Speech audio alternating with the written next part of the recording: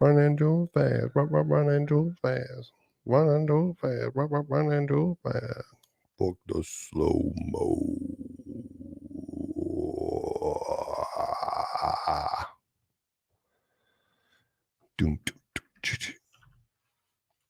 Can anybody else?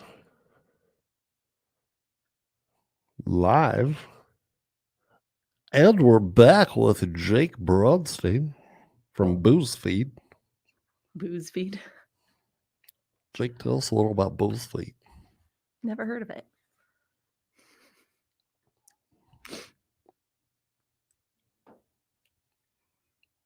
The CASA, the NOPA. It's like a jungle sometimes. That's how I wonder how I keep from going under. Jake, can you hear me?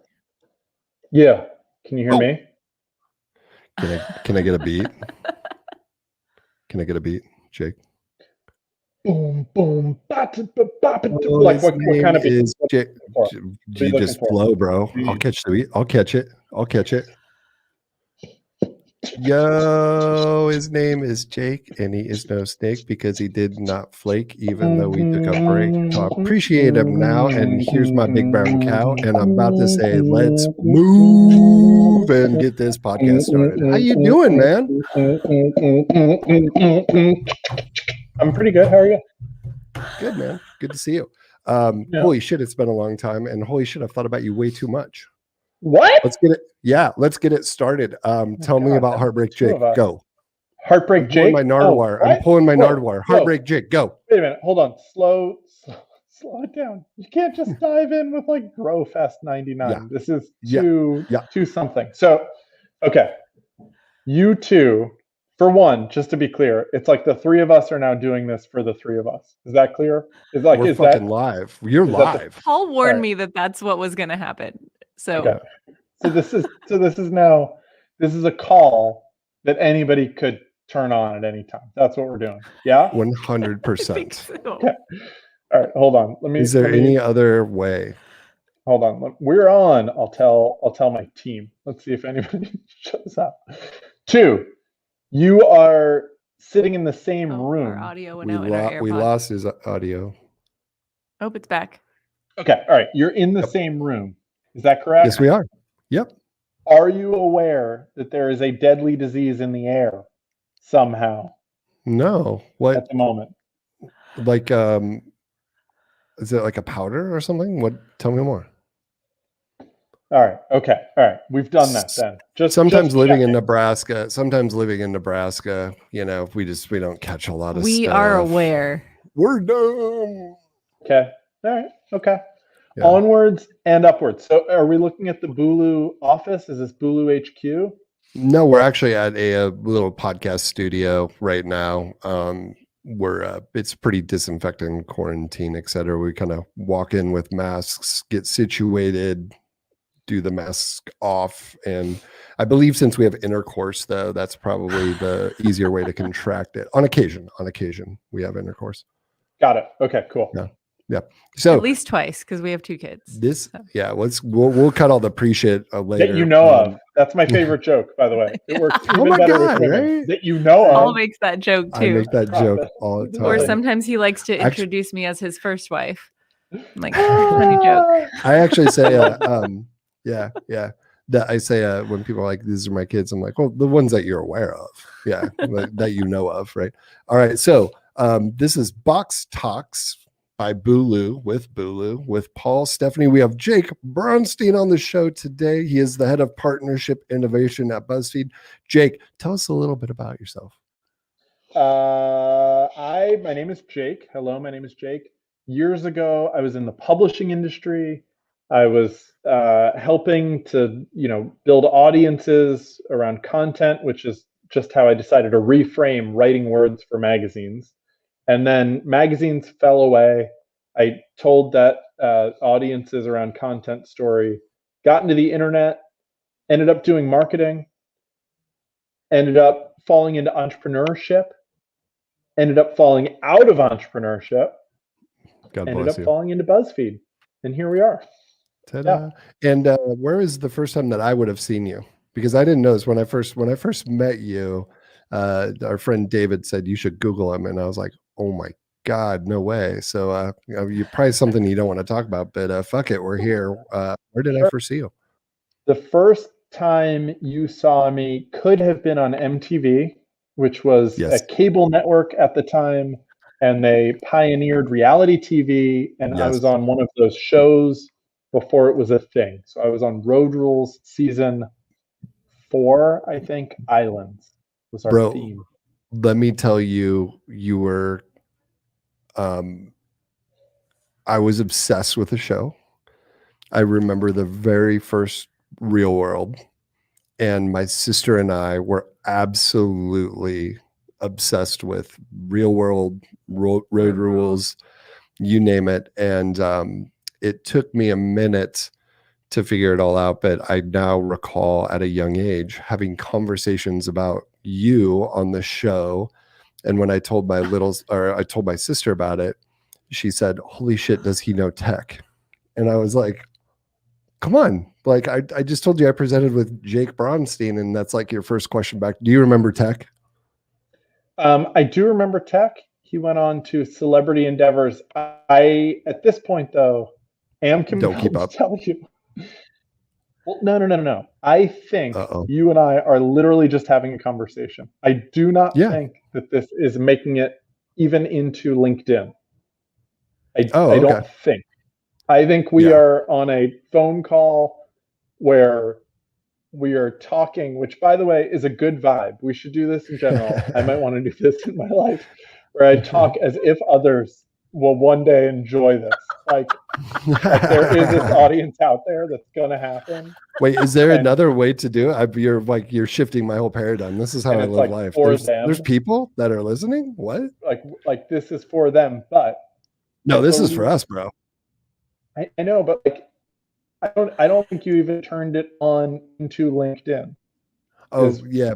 I don't know how it all works. I just know there's like 3 or 4 cameras in front of us, and there's StreamYard and multiple apps, and there's like 5 or 6 people in another room. So I just trust that they will figure it out one time. Maybe they'll just replay it with a live while we're chatting. Yeah. Now you're while you two chat amongst yourself, I will confirm. Those 5 or 6 people in the other room are suspect.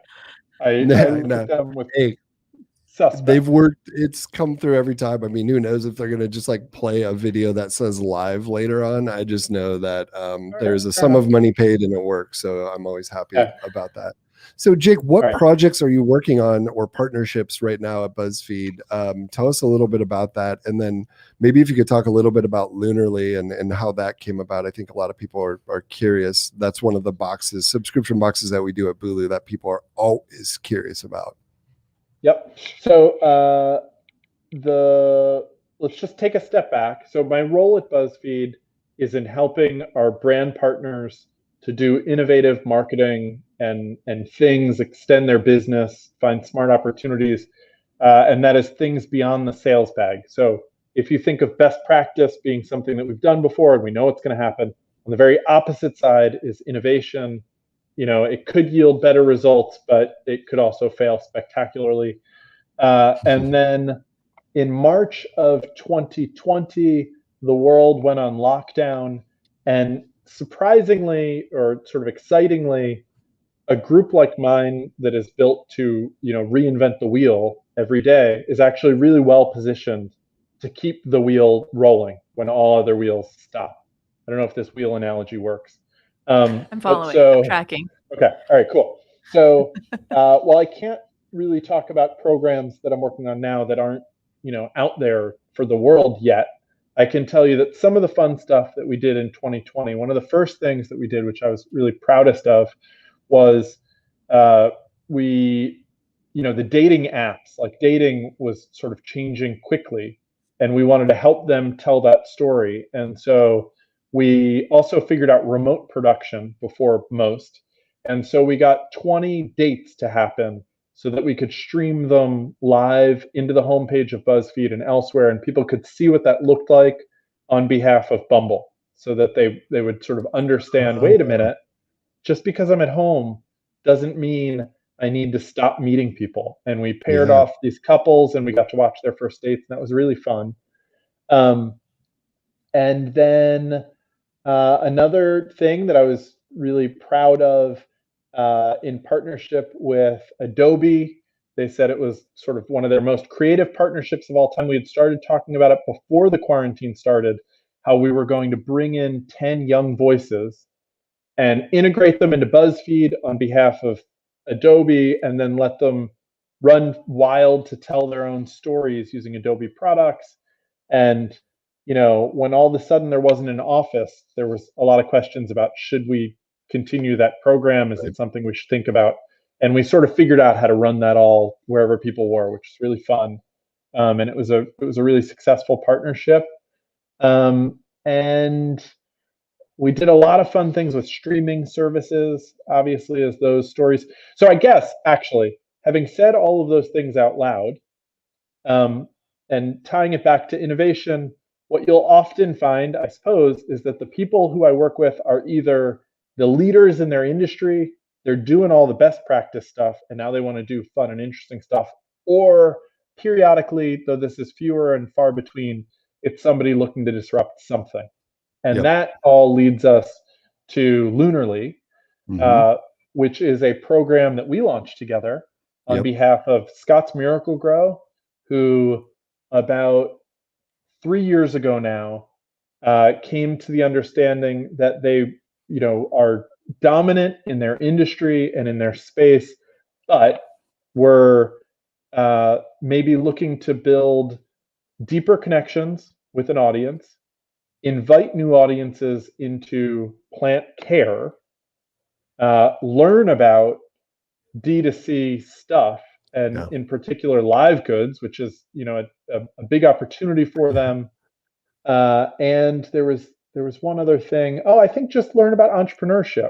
It's sort of a muscle that gets a little weak at times in established players. And so we launched Lunarly together, and much to the surprise or delight of everybody involved, it's really worked. I don't know. And for them who don't know, I'll say Lunarly is a subscription service for plants that also talks about intention and sort of aspiration in a fairly feminine way for a fairly specific audience. Yeah, I remember when we were approached with the idea, I still fail to grasp it, but I'm not very sharp. There's a lot of smooth parts of my brain. So when BuzzFeed came and kind of showed the data and everything like that, it was fascinating. And I always love that moment when you don't see it or understand it, and as hard as you try to put yourself in the target audience's shoes, until it actually starts operating, it's hard to grasp. So also, kind of linking that back to what you said earlier, I was a copywriter for Adobe for a minute. And no way. Yeah. You talk about, a strange situation where, I was the target audience, but, there was an insistence on not talking to the target audience in anything but I would call the Bernstein Bueller tone. Which makes sense because there's a lot of their technical products, but I was at a Gray Worldwide at the time, so that was cool. fun and interesting, but miss all that dearly. So wait, if I could just highlight just one thing that was said for anybody who happens to listen to this, because if somebody is watching, they probably got very quickly how you and I are cut from not dissimilar cloth. And so then a program like Lunarly is foreign. And, like you were saying, you can only write in the one voice. You sort of only recognize one set of opportunities. But when you're going after a different audience, it's really important to get close to that audience and to have stakeholders who understand it, who are steeped in it, and who can talk that language. Otherwise, it comes across as pandering, hollow, will never have legs, really. Yeah, there's a level of empathy and trust between the parties putting it together and the parties receiving it that I firmly believe is why innovation is withheld many times. And I think when people in power, which, all the respect in the world to them because they work their asses off to get there, you kind of live in this world where, you've probably earned your position by driving and pushing and being the captain. And now all of a sudden you got to kind of like shut the fuck up and take a back seat and like trust and believe in things around you. And it still doesn't necessarily mean that it's going to fucking work. Right. And that's a tough pill to swallow. So it's always cool to have like, really smart people at Buzzfeed or, the team at Scott's Miracle-Gro that's like open to do that. And, right now we're working on some projects and it's like, you could cut that with a knife where, there's these multiple parties. One I'm thinking of now, there's like 4 entities and they're all like the best at what they do. And, everybody's like fighting for kind of the lead. And then you're like, okay, that's fine. Go ahead and do it. And then, they kind of get to the fulfillment aspect and the subscription box part. And they're like, well, it should be this, right? And you're like, I don't know if you're asking or telling me, here is what we've seen launching 50 programs now. But it's like that thing where people are like, I don't believe you. And I'm like, it's not up to us. This is like the audience. So like the thing to do is get it in front of them and fucking listen. Right. Well, so I'll tell you, sooner or later, every conversation that I have with every brand, and in particular, if they're a CPG brand, they say, how do we launch a box? Because they want reoccurring revenue. Right. They want D2C. And, they want a sort of ownable audience so that they are building their own everything. What makes for a good box? I mean, like who can have it and who can't have it in your experience across those 50? Yeah. I would say the data supports that it's going to be females 36 years old. They're already subscribing to maybe not necessarily a box. If they are, they're going to subscribe up to like 2 to 3 boxes. And I could kind of like ramble on about, what the stats are. But I would say at the core of what you're asking, we always call this, there's 2 really main parts. It's the why and it's the anatomy of the box, right? And it's the why. It's literally like, why does this thing exist and why am I happy to get it? And it's unbelievable how far, people can get. And we've been guilty of this too, where you're checking all the boxes. You're like, okay, these technical elements, problem solution, et cetera, et cetera. It's maybe like the secret sauce is another word, or the magic dust is what people would say. But, Dollar Shave Club, it would be like, the replenishable razors that are just going to show up. Right. A lot of, makeup boxes are like, wow, I didn't know that this product existed, or it works better on my skin than others. But it depends. And, with Lunarly, there's that like self-care element, right? And like, why is it like, yeah, plants are cool. All this shit is like cool, but like, why? I'm receiving something to take care of myself, and it almost feels like as like a almost spiritual. It does have like a spiritual tone to it. So it's like super interesting. There's a why, and then the anatomy of it is, the plant, the candle, etc. And so I think that the anatomy, too many times people think the question is what goes in a box, and that's the wrong question to ask. The right question is, what is the anatomy? And a good anatomy usually includes something that people can kind of smell or taste or triggers the senses, something that they can feel and kind of engages them, something that makes them say like, wow, I didn't know that existed, or wow, that's a lot of that product. And then actually we call it just generally like the void fill, or, the thing that makes the box appear almost as if it's bursting out with elements. So, it shouldn't be like, what do we put in the box? It should be like, what is the anatomy of this thing? And do we check those boxes? And it shouldn't be. And what's the why? Are we solving a problem? Yeah, you need to do that. But like, why is this important to somebody? And why are they excited for their mailbox? And it's almost like taking a step back in a quote unquote pitch or innovation discussion. And I can see and feel how that drives doers nuts, but it's everything. And it's so important that if we can't get those things down on a graphical slide and get heads nodding, we'll just walk away from it, because we just know in the long term. Let me tell you how the story ends with most subscription boxes.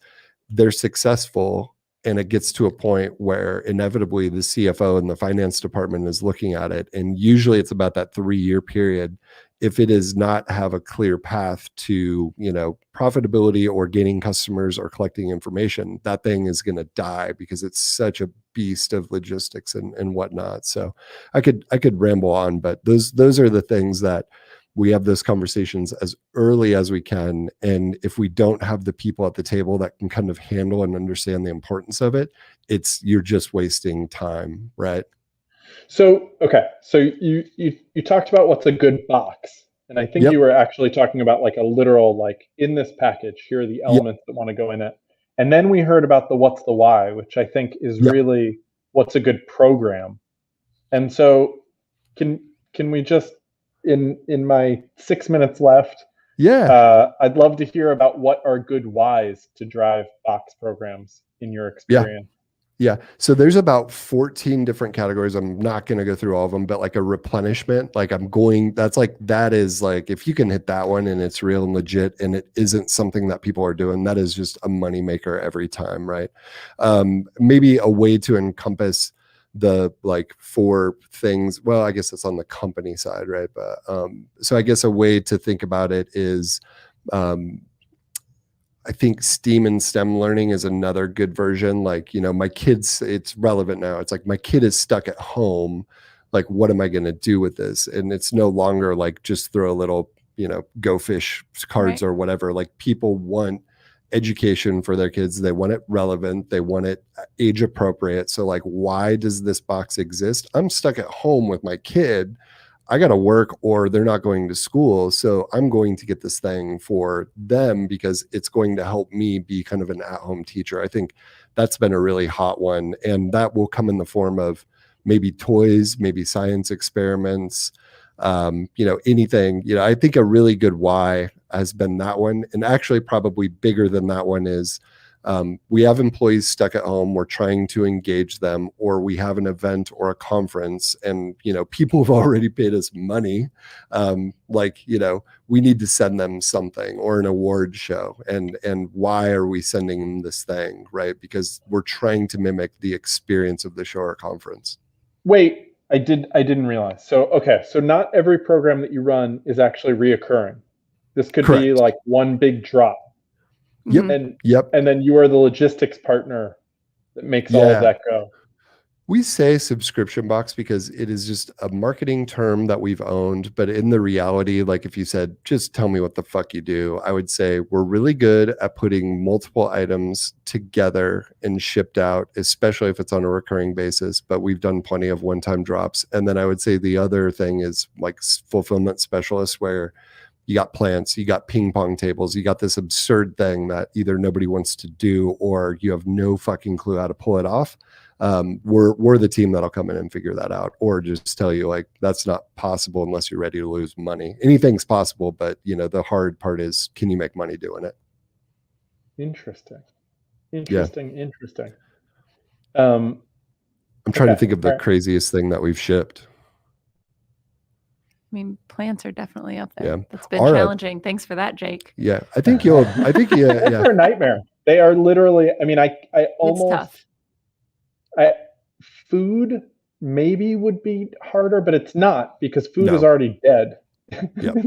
It's got a clock attached to it, but it's not. It's not plants are tough. Yeah. And there's a lot of weather conditions. And I mean, we work with a great plant grower, who thankfully, this is one of the recent challenges. The crop that we had planned for, tens of thousands of plants, they told us, we're sorry, the crop doesn't meet our standards. And so we've got to find a new plant. Not good enough. And so we always plan at least 6 months in advance. And so now, here's the thing, you can't just go find something else. You have Let's to, just ship it has them to weed. be growing. It takes months to grow a plant. Let's just ship them bird. Fun fact on that front, I do believe the Scott's Miracle-Gro company has a hand in the growing of all different crops and has business dealings in the category that you're talking about. And I think it's soon going to be legal on a national level, which means you'll have people shipping all sorts of All of stuff and all sorts of directions. We ready. Yeah, replenishable screens. I just remembered something. I'm going to send you an email after this. All right.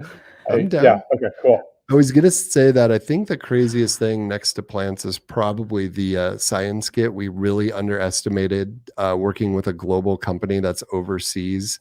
At a certain point, having to go over multiple borders with white powders in your suitcase and getting stopped by customs. And somebody like me does not fare well in a customs room with baggies full of different powders. So that's probably been, that one.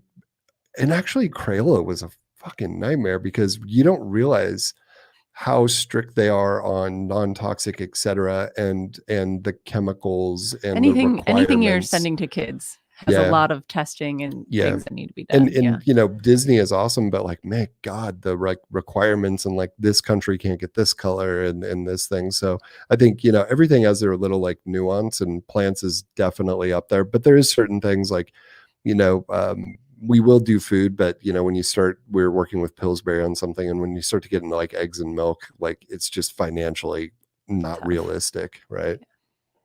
Interesting. Yeah. Jake, 2 minutes. We got 2 minutes. Can you tell me about, so Lunarly was born out of this, I don't know, experience with Buzzfeed, like a Buzzfeed sprint, right? Is that what it's called? 5-day innovation sprint. Yeah. 5-day innovation sprint, which I've heard amazing things from multiple colleagues and people who have been through that with Buzzfeed, including Scott's Miracle Grow. But can you tell us a little bit about what that involves? And so tell me be part of it. And what is that? What was the last part? And then tell me when I can come witness and be part of it. Got it. Okay. So the guy who brought me to Buzzfeed actually is a gentleman who I had long admired. He was an acquaintance of mine, and I was really lucky to work with him for a long time. His name is Ben Kaufman, and he had been the founder of a company called Quirky, which was his second company. Yep. In his early 20s, I think is when he launched it. He might be like 30 now, maybe. Yep. And Quirky grew into really being New York's like Edison lab. I mean, this guy put under one roof more experts in more categories and more thinkers. And I'll tell you, just as an example, they were on the 3rd floor, I believe, of a building that had, I think Uber was below them, and they had trouble getting people up to the door. And so a guy named Jamie built a system so that they could see who was ringing the doorbell and communicate with them. And Jamie left, and that became Ring. And, that's $1 billion business. Of course. It was right there. But there were a lot of those little nuanced things. He actually, at one point, nearly acquired GE's small appliances division on a multi-billion-dollar bid. God, I wish you would have. It was crazy. But so he went to Buzzfeed and brought all of that expertise. And as he was having relationships with all of these brands, was like, oh God, you are, I wouldn't say so bad, but suboptimal at innovation. I think I read in a business book one time that on his first interaction with GE, they showed him this new hinge that was going to be a fantastic oven innovation. And he said, oh my God, that looks so cool. When's it come out? And they said, well, 3 years. We have to re-engineer the box and the lines and the this and that. And he said, if it's going to take you 3 years to figure something out, I promise you die. Like, they're going to be smart boxes by then. Yeah. Yeah. I mean, like, there's just like, you'll never keep up. And so that, I guess there were 2 things that then led to the Buzzfeed sprint. One was that idea that if you can't move fast, if you can't think about it fast, prototype it fast, build it fast, then, what is the point? Amen. And the other is that Ben personally had this fantastic network. And a lot of those people came to Buzzfeed, but a lot of those people are just sort of experts in the air all around. Right. And so what it allowed us to do was create a product where we would invite brand partners into an innovation space that we kept at that time. Now it's just part of the Buzzfeed building. And spend 5 days with them, where in day one and even like negative day one, we would uncover their problem. And one of my favorite questions to get to the heart of it, they'll come in saying things like, oh, we want to build a better connection with customers or this or that. And I love just asking, look, what could happen 3 months from now that would let you know you are on the right track? Like, how would you know that this next year or the next 5 we're going to be breakout 3 months from now? And let's reverse engineer. And they might say, oh, everybody would be talking about our thing in a new way. People would be engaging with it this way. All right, let's solve for that problem. So that's the discovery phase. Then we bring in their best thinkers, our best thinkers, and what I call adjacent experts. So I'll bring in founders of other companies, people who you recognize, who you're like, oh, they really know a thing, like they have innovated, they built, whatever. And we have a fantastic pie in the sky brainstorm that'll last a day. And then from there, the goal is to rapidly narrow and prototype. So by the end of 5 days, we want to build so much as quickly as we can that people can evaluate it very quickly. But also what we found is that there's a secret other little key that happens. And it's that in big companies, especially, the Fortune 100, the amount of people that have to say yes for something to make it through the pipeline is astronomical. And at every step, the next person in the line who wasn't there for the first step is actually disincentivized from saying yes. And so, we had this saying when we started this program that anytime somebody says, I need to run it up the flagpole, that's where it dies. It dies on the flagpole. And so what we need is on day 5, the flagpole to be there so that they can feel that excitement, can look at it together. And when they point out the problems, the other stakeholders can go, well, yeah, but what if? And we can start solutioneering it.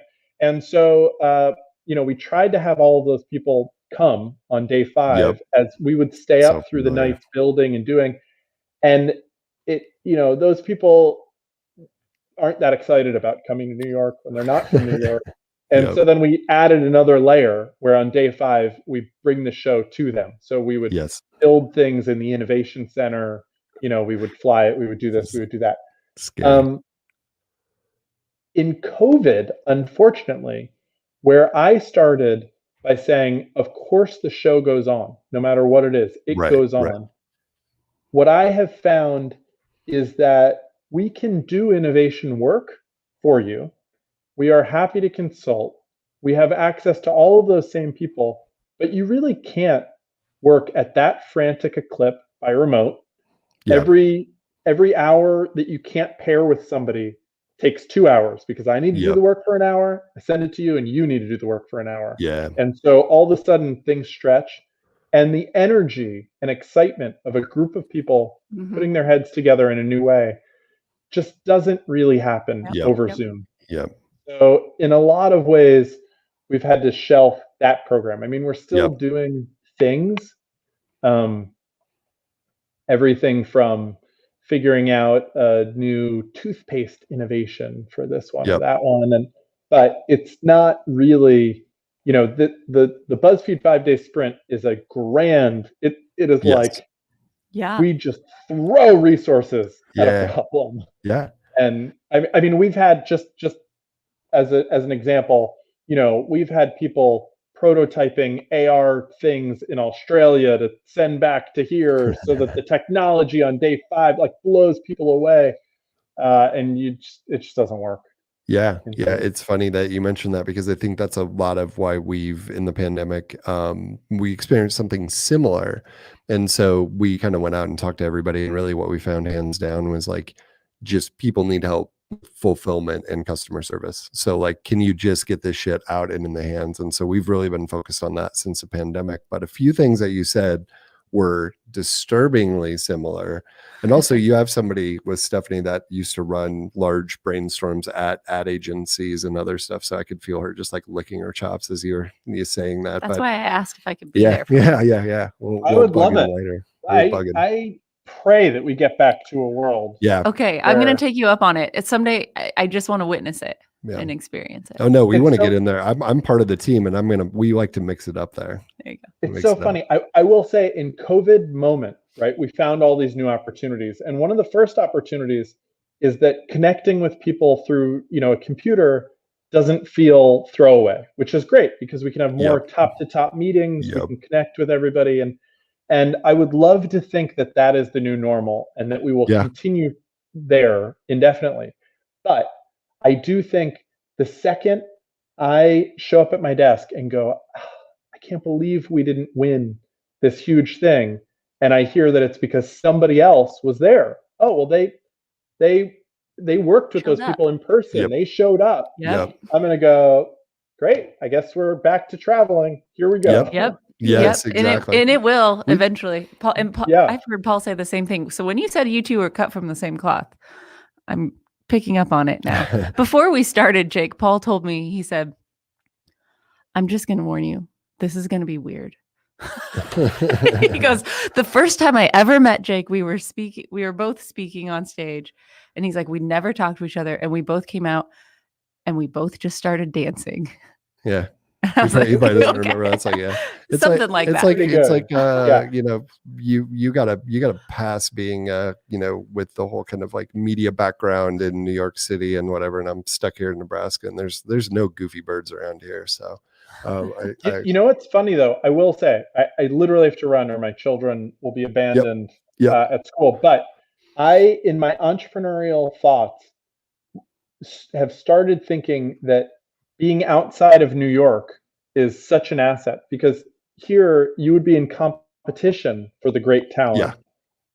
With all of the biggest things. But if you're anywhere else, you could be the biggest thing that attracts. We get people the best knocking talent. on our door. Yeah, we get people knocking on our door, and it is unique. You're right about that. So before you go, so big brands come to us all the time. They got subscription boxes on their mind. A lot of times, we, believe it or not, we steer them away, and we're like, that isn't a problem that a box can solve. We know it's fun and cool and whatever. I would love to, because there are a lot of people in innovation. Clorox is definitely somebody got to hook up with you. How can they get a hold of you? I'm Jake Bronstein, Buzzfeed. But wait a minute, last thought, and then I literally have to run. You just problem to solve. That's what was missing from our why. Like, what is the problem that you're trying to solve? And I agree. A lot of brands probably don't think about that. They think of the benefits of the box program, but if it's not a customer benefit, then it's not going to work. Be the aspirin to their headache.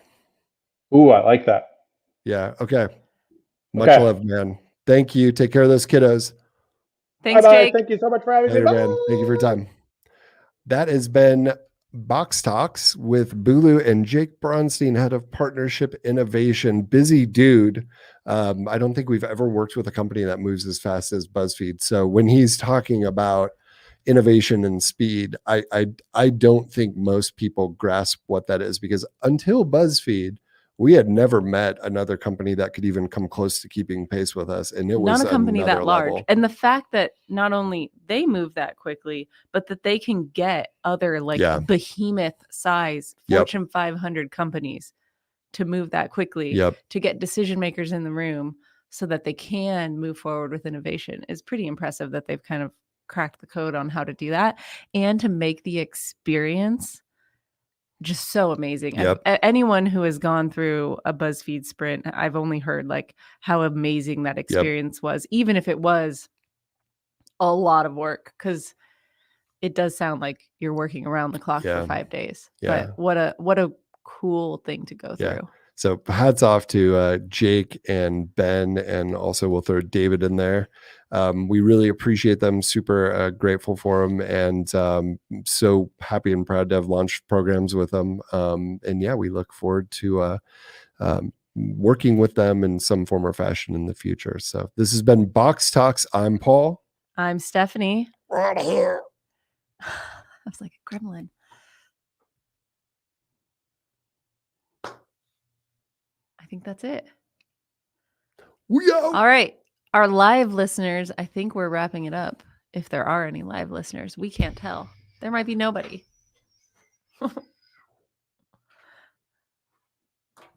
Let's go buy a bed. That's right. We were going to do that. If you're still watching on the live stream, Stephanie and I are purchasing a new bed today, which we made the mistake of purchasing a bed without testing it. We made a bad choice. I didn't realize how complicated that industry is. Why? Why is it so tricky? Yeah. There's no such thing as a good bed. There is such thing as a bed that works for you or benefits both partners. That isn't the perfect bed. Let's do a bed in a box, a bed subscription box. That sounds like a good idea. That's not saturated at all. Basically, let's cut foam squares and spend $1 gajillion on marketing. Yeah. So, Stephanie, all right. Do we need to do intros? Yeah, I think somebody so. in the back is talking to us. Hey-o. You ready for us to cut intros? Should we do it?